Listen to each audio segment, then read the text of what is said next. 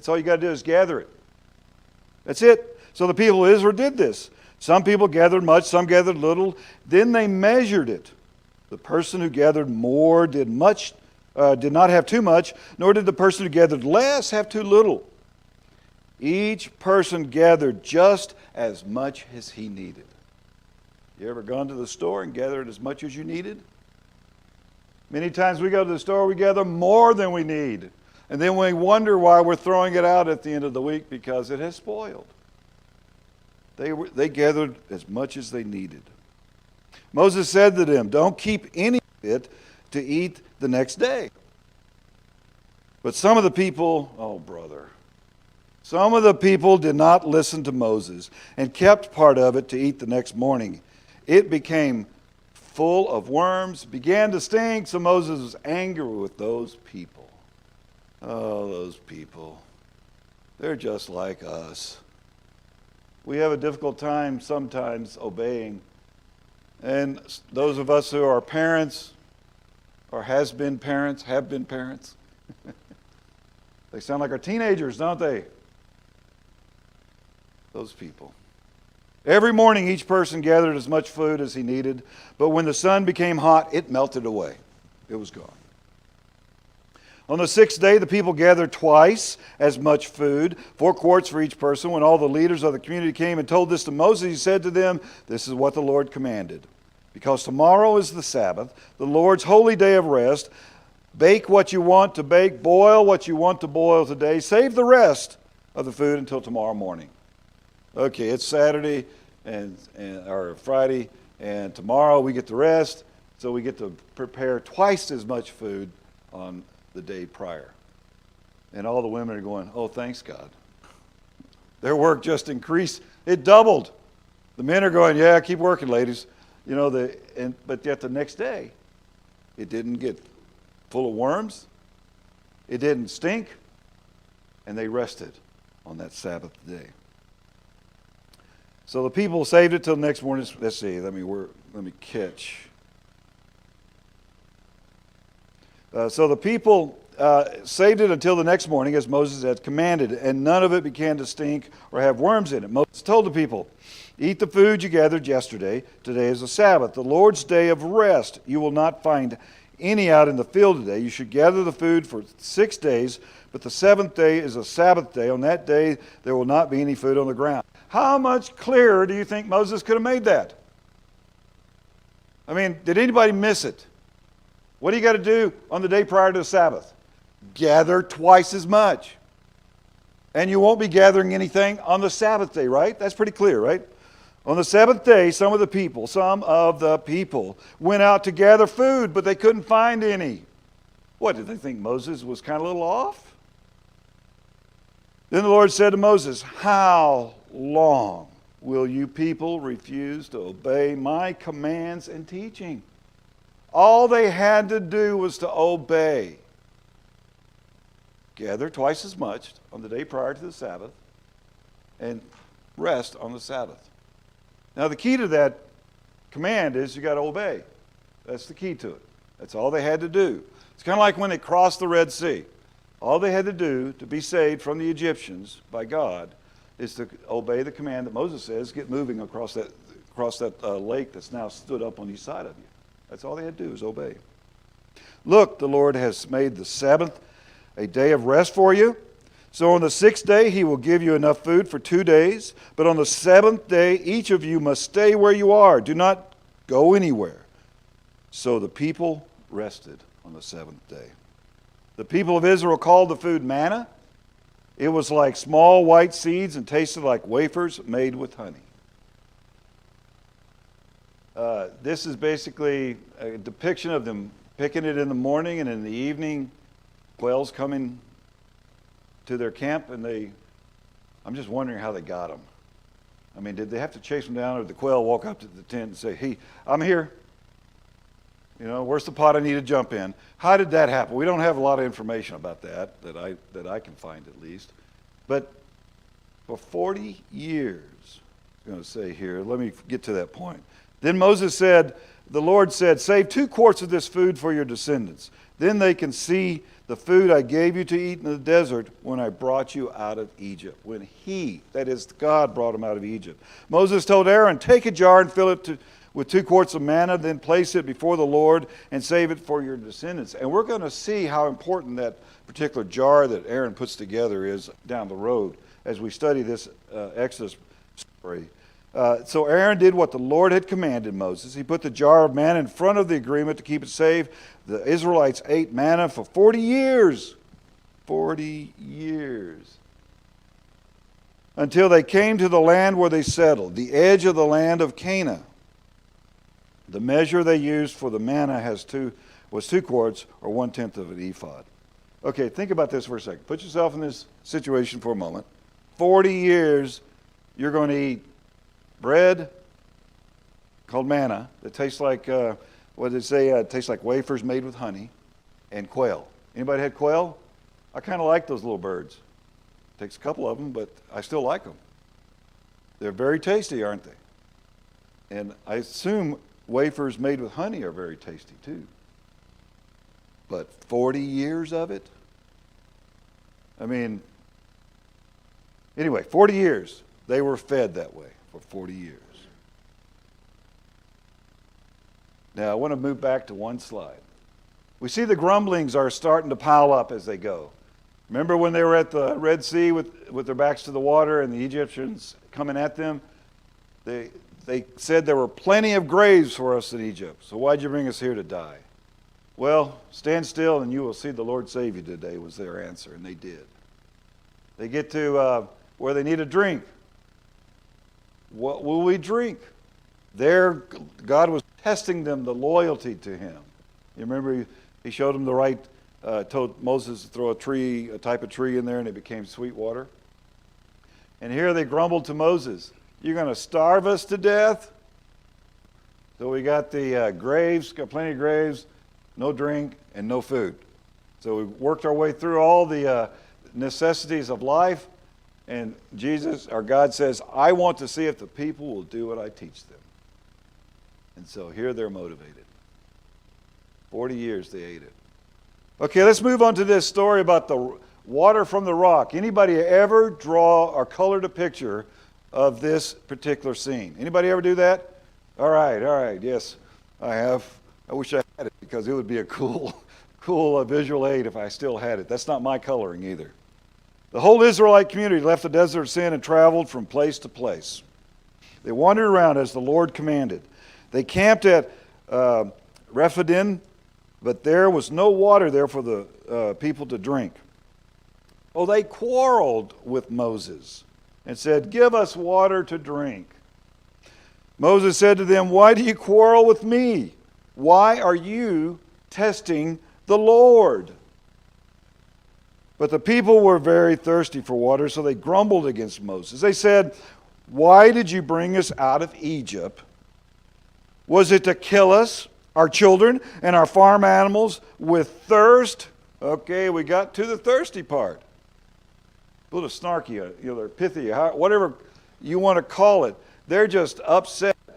But, they've kind of been wandering around for a while in the desert. There's really no water around. They're dehydrated.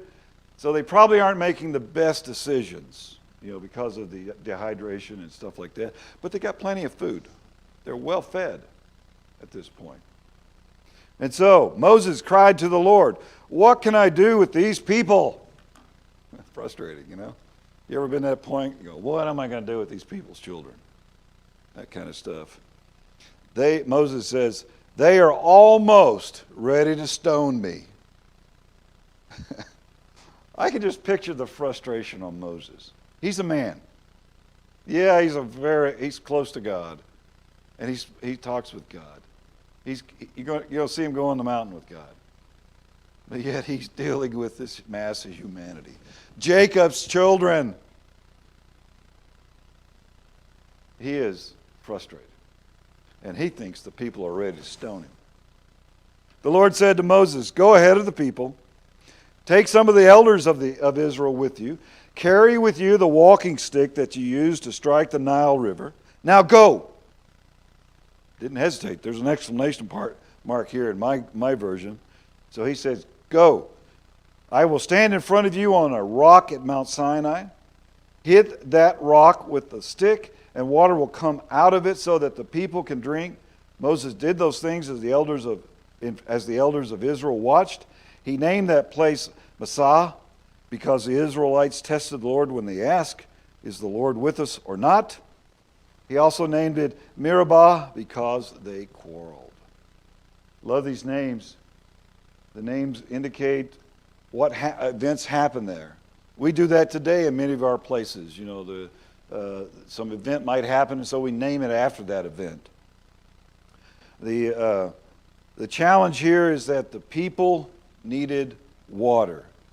And as you probably well know, you can live longer without food than you can without water.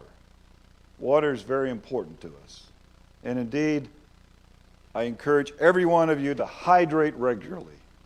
You know, unfortunately, over time, many people, they just didn't like all that water in the past. It's hurt them. So hydrate. So that's the end of my public service announcement. This is also just an idea of where they're at. They're down in this area, if you will. And we added the grumblings of, I guess you guys see this one, don't you? With thirst. I just think that's an interesting list. And here's another depiction that kind of shows you the water coming out. I don't know if it looked like this, but it sure would have been nice if I could have had a video of this so that we could show it today. But you can see here that all the people got to drink, and that's what this is depicting. The water is coming out. There's plenty of for all of them to drink. Now we move into the Amalekites fight Israel at Rephidim. The Amalekites came and fought the Israelites. Now remember, when the Israelites left Egypt, they were in fighting garb. They were ready to fight. Now God didn't have them fight the Egyptians because He did all the work then. But this time, the Amalekites come out and the Israelites actually do fight in this particular battle. So Moses said to Joshua, choose some men and go and fight the Amalekites. Tomorrow I will stand on top of the hill holding the walking stick of God in my hands. Now Joshua obeyed Moses and went to fight the Amalekites, while Moses, Aaron, and Hur went to the top of the hill. Now many of you may recall this particular scene this way, when you colored it as a child. Do you recognize any of this as a child? I know I did. I had a hard time staying in the line. My wife, she stays in the lines beautifully, and then she shades everything, and it's just like, it would have been like this last one. It would have been like that one. But this is what I remember of this particular scene. So as long as Moses held his hands up, and I thought about bringing a staff just to show you, and then having somebody come up and help me, but he was up there holding his staff, hands up, and the Israelites would win the fight. But when Moses put his hands down, the Amalekites would win. Now, has anyone ever held their hands up this high? You guys in the military, special forces, you probably did some things like that. Any of us that are just training to be more fit, we've tried it. It hurts after a while, doesn't it? And so you have to put your arms down to rest. And so that's what Moses was doing. Later, when Moses' arms became tired, the men put a large rock under him. He sat on it, and then Aaron and Hur held up Moses' hands, Aaron on one side and Hur on the other. They kept their hands steady until the sun went down. That's a long time to keep your hands up, is all I can say. That's a long time. So Joshua defeated the Amalekites in this battle. Then the Lord said to Moses, write about this battle in a book so people will remember. And indeed today we have that story for us. And be sure to tell Joshua, because I will completely destroy the Amalekites from the earth.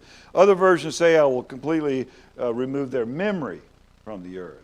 And so there's this, if you want an additional chasing of speculation and a few other kinds of historical things, you can find out what this phrase really is referring to. And so you can get lost in that if you'd like, but the intent here is that the Amalekites lost this battle. And there was an issue. You're going to see them later on in the history of the people, and the Amalekites do not ever get the upper hand, if you will, for the long term. Then Moses built an altar and named it, "The Lord is my banner, Moses said, I lifted my hands toward the Lord's throne. The Lord will fight against the Amalekites forever. Chapter 18. We're making good travel time, aren't we? We're moving along here because I've got to get us to chapter 19 because Tommy's going to take chapter 20. Okay, chapter 18. Jethro visits Moses. Now you may wonder why this chapter sits here, at least, or this happens. But I think it gives us a lot of insight to the ancient world at the time. I got a cell phone. Everybody else has one too, right? I've got a little iPad. I've got a big iPad. I've got a computer at home. My wife has an iPhone, and I've got a watch, so you can probably get me several ways. Back in those days, they had communications too. It might be slower, but they still had communications. They had trade routes. On the map, there were some trade routes laid out. So there was communications going all the time. Jethro, Moses' father-in-law, was the priest of Midian. He heard about everything that God had done for Moses and his people. Now you got to remember, they've been on the road 2.5 months. Almost 3 now. 2.5 months. But yet, he has heard about this. And so, he had heard everything that God had done for Moses and his people, the Israelites, and how the Lord had led the Israelites out of Egypt. Word's out. It's on the daily Arab paper. It was front news. Now Moses had sent his wife Zipporah to Jethro, his father-in-law. You may recall that happened a while back. He sent his wife home to his father-in-law while all this transpired, along with his 2 sons. The first son was Gershom, because when he was born, Moses said, I am a stranger in a foreign country. The other son was named Eliezer, because when he was born, Moses said, the God of my father is my help. He saved me from the king of Egypt. So Jethro, Moses' father-in-law, took Moses' wife and his 2 sons and went to Moses.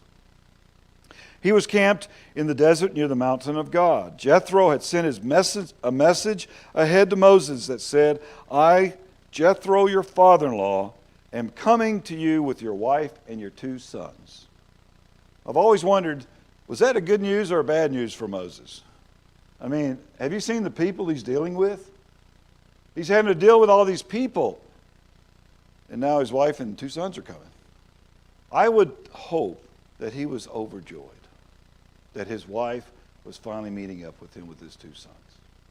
And he was going to have a place of refuge where he could go to his tent with his wife, his sons, and enjoy that family connection away from the stress of his job that we'll see here in just a second. So Moses went out to meet his father-in-law and bowed down and kissed him. After the 2 men asked about each other's health, they went into Moses' tent. I stopped when I was reading this and studying this because I thought this was just an example for us today. How often do you meet somebody that you haven't seen in a while and the first thing you do is ask about their health? How you been? They do this too. It's not a new thing. We didn't think of that. This has been going on for a long time. 2 people who care about each other. How's your health? How are you doing? What's been happening? And so they talked about it. So some people say, let's get all the pleasantries out of the way, or let's skip the pleasantries, get to business.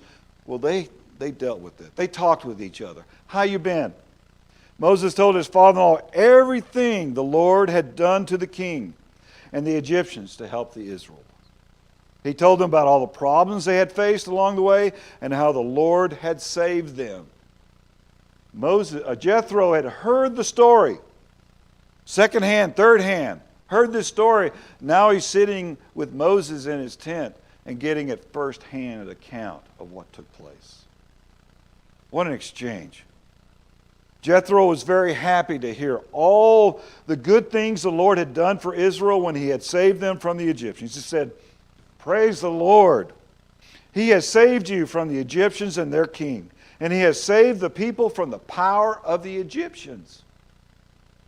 What an amazing proclamation affirmation rather that Jethro is giving.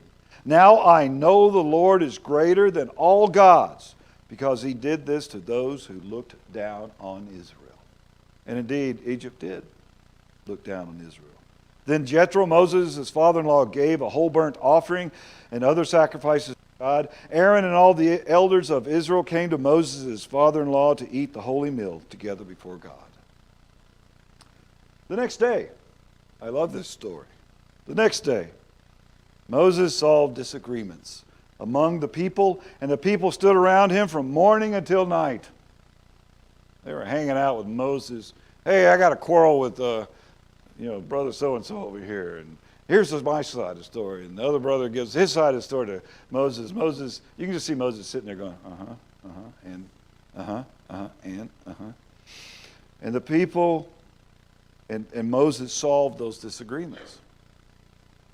When Moses' father-in-law saw all that Moses was doing for the people, he asked, "What is all this you are doing for the people? Why are you the only one to solve disagreements? All the people are standing around you from morning until night." All day. We're talking all day. Then Moses said to his father-in-law, "It is because," and this is a good reason. I mean, this is an excellent reason. "It is because people came to me for God's help in solving their disagreements." When people have a disagreement, they come to me and I decide who is right. I tell them God's laws and teachings. An opportunity, Moses sees it, to teach what God's law is, to instruct, and to help solve. Moses has a great reason for why he's the one doing it all. What a wonderful reason. Moses' father-in-law said to him, "You are not doing this right." Well, just stop for a second. If you got a pretty good reason for what you're doing, isn't it pretty difficult for brother so-and-so to come up to you and say, "You're not doing this right"? Doesn't it set you back just a little bit? Well, Moses continues to listen. You and the people who come to you will get too tired. This is too much work for you. You can't do it by yourself. Now listen to me. I will give you some advice. I want God to be with you. You must speak to God for the people and tell him about their disagreements. Warn them about the laws and teachings and teach them the right way to live and what they should do. But choose some capable men from among the people, men who respect God, who can be trusted, and who will not change their decisions for money. Make these men officers over the people, to rule over groups of thousands, hundreds, fifties, and tens. Let these officers solve the disagreements among the people all the time. They can bring you the hard cases, but they can decide the simple cases themselves. That will make it easier for you because you will share the work with you, or they will share the work with you. If you do this as God commands you, then you will be able to do your job, and all the people will go home with their disagreements solved. Now that's some wise words right there. Regardless of the reason Moses gave for doing this alone, Jethro, his father-in-law, gave him some amazing advice. And to Moses' credit, he actually listened.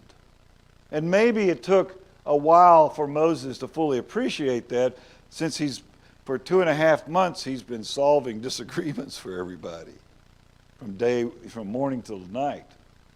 Maybe it took him yeah, you're right, I could share this. Yes, I know some capable men.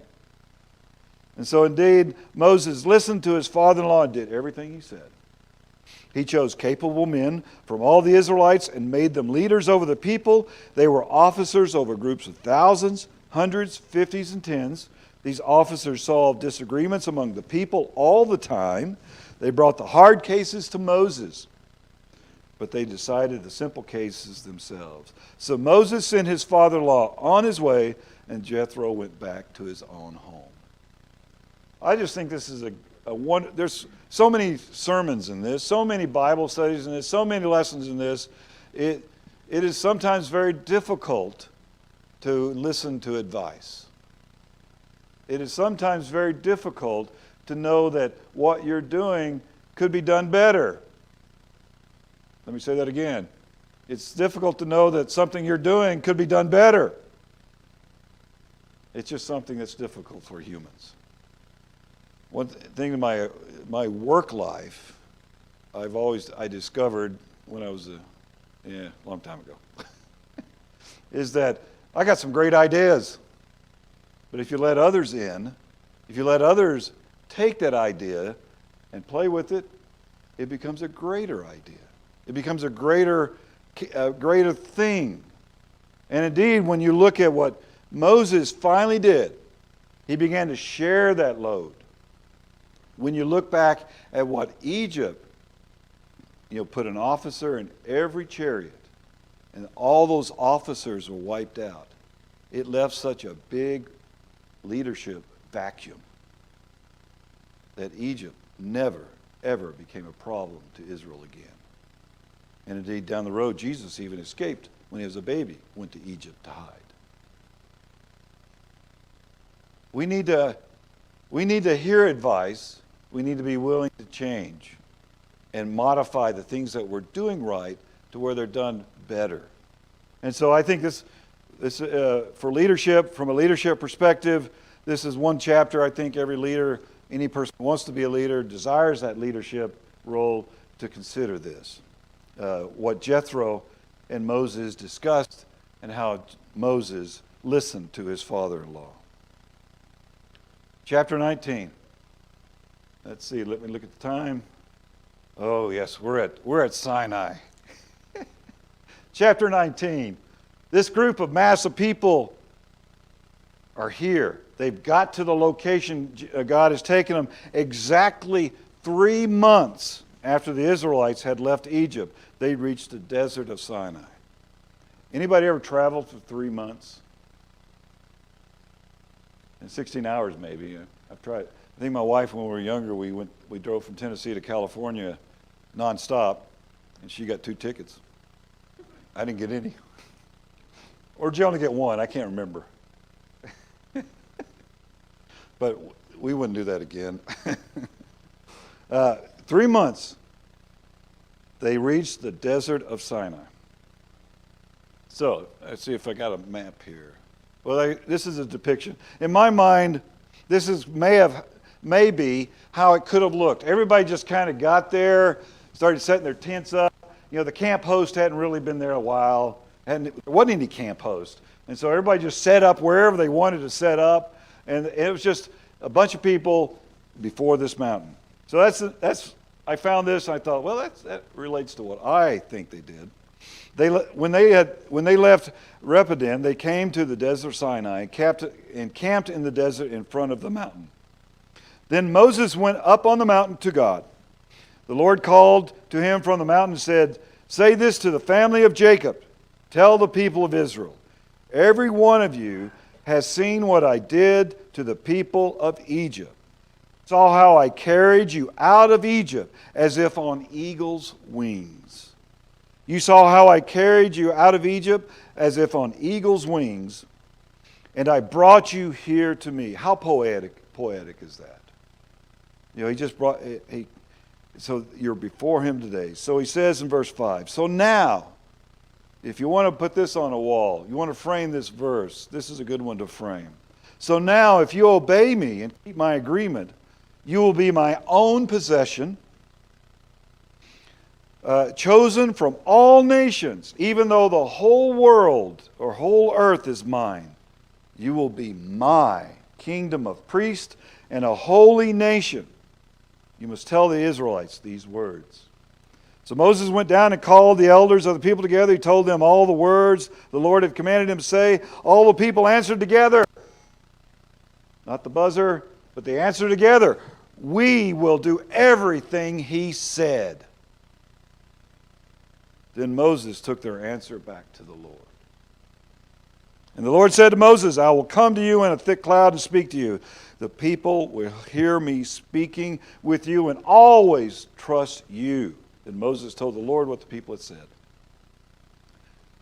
here's one of the challenging passages to me that's coming up in the next few verses, next few chapters too. But the Lord said to Moses, "Go to the people and have them spend today and tomorrow preparing themselves. They must wash their clothes and be ready by the day after tomorrow. On that day, I, the Lord, will come down on Mount Sinai, and all the people will see me. You must set a limit around the mountain that the people are not to cross. Tell them not to go up on the mountain and not to touch the foot of it. Anyone who touches the mountain must be put to death with stones or shot with arrows. No one is allowed to touch him." That is, the person stoned or shot with arrows. "Whether it is a person or animal, he will not live. But the trumpet will make a long blast, and only then may the people go up on the mountain." Well, that's pretty restrictive, isn't it?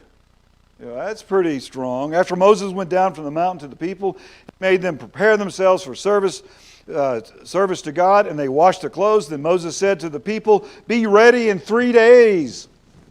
Do not have sexual relations during this time." More restrictions. On the morning of the 3rd day. I got a great picture showing. It's going to be showing here in just a second. I found this. On the morning of the 3rd day, there was thunder and lightning. I'm getting there. There it is.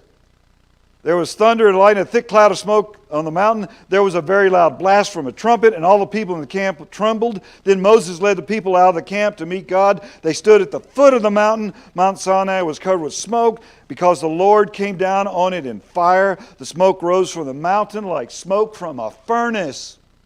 And the whole mountain shook wildly. The sound from the trumpet became louder. Then Moses spoke, and the voice of God answered him. I don't know about you, but that would be scary to see. I've seen wildfires and not been closer than I need to be. I've smelt the smoke of a wildfire raging, but nothing like this. Nothing like this. The visual here, when I saw this, after reading the word picture here, the artist, I think, got it pretty close. What they must have seen. And you can see how at the bottom of the mountain there's a fence of some sort, kind of demarking where they can't go past. The people are standing back, and if you could see it a little bit in a more closer sense, the people are fearful because of what's happening before them. When the Lord came down on top of Mount Sinai, he called Moses to come up to the top of the mountain, and Moses went up. The Lord said to Moses, "Go down and warn the people that they must not force their way through to see me. If they do, many of them will die. Even the priests who may come near me must first prepare themselves. If they don't, I, the Lord, will punish them." I can just imagine the voice of the Lord emphasizing that. Moses told the Lord, "The people cannot come up on Mount Sinai because you yourself told us. Set a limit around the mountain and set it apart as holy." The Lord said to him, "Go down and bring Aaron up with you, but don't allow the priest or people to force their way through. They must not come up to the Lord, or I'll punish them." So Moses went down to the people and told them these things.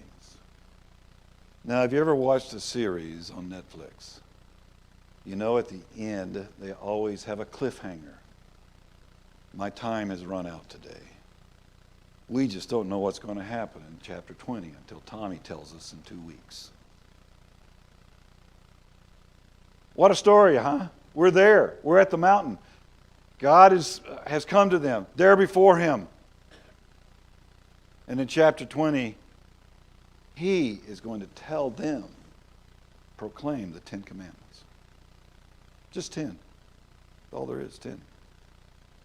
Anyway, we've got a minute or so before the bell rings. Any comments that somebody would like to share with us today?